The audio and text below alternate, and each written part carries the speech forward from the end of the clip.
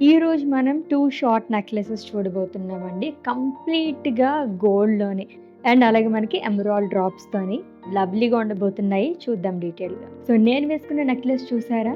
మొత్తం కూడా మనకి నెక్ అంతా ఎంత నిండుగా కనిపిస్తుందంటే ఆల్రెడీ చెప్పినట్టుగానే ఫుల్ కార్వింగ్‌తో వచ్చిందండి. Beautiful peacocks with full of kundans and ఈ సెట్‌కి అందాన్నిచ్చేది బిగ్ లాకెట్.